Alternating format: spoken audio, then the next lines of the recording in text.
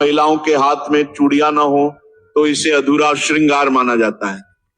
आज हम चूड़ियों से जुड़ी ऐसी जरूरी बातों पर चर्चा करने वाले हैं जिनका हर सुहागिन स्त्री के जीवन में बहुत गहरा महत्व है।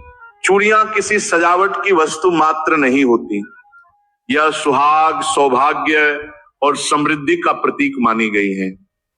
सबसे पहली बात, चूड़ियों का संबंध सीधे सीधे पति की लंबी आयु से माना गया है।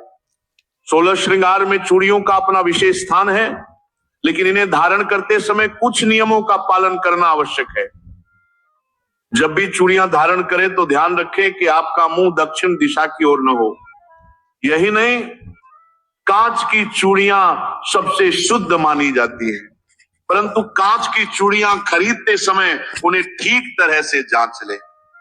कई बार चूड़ियां पहले से ही हल्की सी छिटकी होती हैं। टूटी हुई कांच की चूड़ियां बेटियों द्वारा पहनने पर पिता और भाई को धन हानि का योग बनता है। इसीलिए चूड़ियां खरीदते समय हर चूड़ी को अलग अलग घुमाकर देख लें। अगर आपको कोई टूटी हुई चूड़ियां मिले तो उन्हें अलग रख दीजिए और फेंक दीजिए। इससे कोई दोष नहीं लगता, क्योंकि टूटा हुआ आभूषण कभी शुभ नहीं माना गया। लेकिन यदि चूड़ियां टूटी नहीं है, सिर्फ पुरानी हो गई है, पहनने लायक नहीं लगती, तो अब उनका क्या करना चाहिए वो भी आगे बताऊंगा। सबसे पहले भक्तों, अगर आप चाहते हैं कि माता लक्ष्मी की कृपा आपके घर पर सदैव बनी रहे तो इस ज्ञान को ध्यान से सुनिए, क्योंकि ये केवल पारंपरिक बातें नहीं बल्कि पीढ़ियों से परीक्षित नियम है। अब अगला नियम, जब भी चूड़ियां पहने तो दोनों हाथों में बराबर संख्या में चूड़ियां ना पहने। एक हाथ में कम और दूसरे में अधिक चूड़ियां पहनना शुभ माना गया है। जैसे बाएं हाथ में 9 हो तो दाएं हाथ में 10। अगली बात, चूड़ियां धारण करते समय बाल खुले नहीं होने चाहिए। अगर बाल छोटे हैं और बांधना संभव नहीं है तो सिर पर पल्लू कर ले और फिर चूड़ियां पहने। सोने की चूड़ियों के संबंध में विशेष नियम कहा गया है कि उन्हें कभी भी एक हाथ में अकेले न पहने। अगर सोने की चूड़ियां पहनी हैं तो दोनों हाथों में धारण करें। एक हाथ में सोने की चूड़ी और दूसरे में घड़ी या ब्रेसलेट पहनना शुभ नहीं माना गया है। अब बात आती है शाखा, पोला या कंगन के बारे में। जब भी आप सिंदूर लगाएं तो उंगली में बचा थोड़ा तो सिंदूर कंगन या पोल में लगा दे। इससे सुहाग की रक्षा होती है और दांपत्य जीवन में स्थिरता आती है। अगर चूड़ियां पहनने से किसी को एलर्जी होती है या अधिक चूड़ियां धारण करना संभव नहीं है तो शाखा, पोला अवश्य धारण करें और चाहें तो सिर्फ 2 चूड़ियां पहन सकती हैं। यह अशुभ नहीं माना जाता। यदि आपने नई चूड़ियां पहन रखी हैं और घर में कोई अशुभ समाचार आ जाए तो वे चूड़ियां दोबारा किसी पूजा में मत पहनिए, क्योंकि वह अब पवित्र नहीं रही। यदि चूड़ियां पहनकर आपने कभी मांसाहार या शराब का सेवन कर लिया हो तो अगली पूजा से पहले चूड़ियों को साफ करके धारण करें। लाख की चूड़ियां सबसे शुभ मानी गई है। इन्हें पहनकर पूजा करने से सौभाग्य बढ़ता है और पति पत्नी के बीच प्रेम और स्थिरता बनी रहती है। श्वेत और काली चूड़ियां सुहागिन महिलाओं को कभी नहीं पहननी चाहिए। लाल, पीली, हरी, गुलाबी चूड़ियां अत्यंत शुभ मानी गई हैं।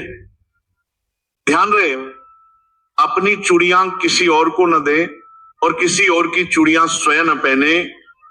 इससे घरेलू कलह और रिश्तों में दूरी आ सकती है। सूर्यास्त के समय अर्थात प्रदोष काल में चूड़ियां न पहने। सुहागिन स्त्री का हाथ कभी भी एक पल के लिए भी सूना नहीं रहना चाहिए।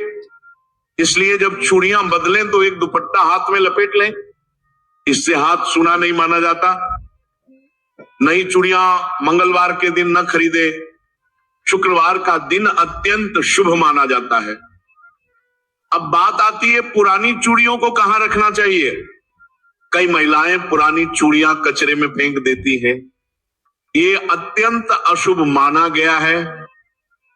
पुरानी चूड़ियों को एक डिब्बे में इकट्ठा कर ले और जब भी किसी पवित्र नदी, तीर्थ स्थल या जलधारा के पास जाए तो इन्हें वहां विसर्जित कर दे। ऐसा करने से सुहाग की रक्षा होती है और देवी माता की कृपा बनी रहती है। अगर ये चूड़ियां आपने पीरियड्स के दौरान पहनी थी तो पीरियड्स खत्म होने के बाद स्नान करके शुद्ध होकर उन चूड़ियों को अलग रख दें और नई चूड़ियां पहने। अब बात आती है उन 5 चीजों की जिन्हें सुहागिन स्त्री को किसी से साझा नहीं करना चाहिए। मांग का सिंदूर, बिंदी, काजल, चूड़ियां और पायल, इन 5 चीजों का आदान प्रदान रिश्ता कमजोर करता है। अब भक्तों 16 श्रृंगार का महत्व समझते हैं।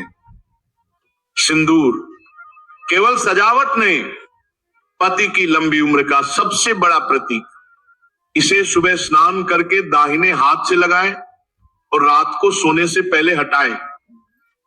बिंदी आज्ञा चक्र को सक्रिय करती है। लाल गोल बिंदी शुभ, काली बिंदी सिर्फ नजर दोष के लिए। काजल केवल श्रृंगार नहीं, मां का असली स्नेह।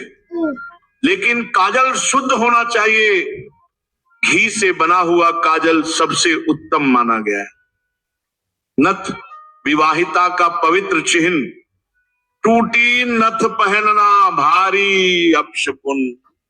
किसी और की नथ नहीं पहननी चाहिए। मेहंदी जितनी गहरी उतना सौभाग्य। अधूरी या फीकी मेहंदी को अच्छा संकेत नहीं माना जाता। मंगलसूत्र केवल गले की चैन नहीं, पति की रक्षा का प्रतीक। टूटा हुआ मंगलसूत्र कभी न पहने। चूड़ियां उनकी खनक घर में सकारात्मक ऊर्जा भर देती है। टूटी या धुंधली चूड़ियों से वास्तु दोष लगता है। बिछिया और पायल हमेशा चांदी की पहने। सोने की पायल या सोने की बिछिया अत्यंत अशुभ मानी गई है। मांग टीका सिर के ब्रह्म स्थान पर लगता है। टूटा हुआ मांग टीका न पहने। अंगूठियां और बाजूबंद, लोहे की अंगूठी विवाहिता के लिए अशुभ मानी गई है। भक्तों, जब ये 16 श्रृंगार शुद्ध मन से धारण किए जाते हैं तो घर में माता लक्ष्मी का वास होता है, पति का जीवन लंबा होता है और दाम्पत्य में प्रेम और शांति बनी रहती है। दोस्तों, ये सारी बातें किसी डर के लिए नहीं बल्कि आपकी भलाई के लिए कही जाती हैं। आप अपनी आस्था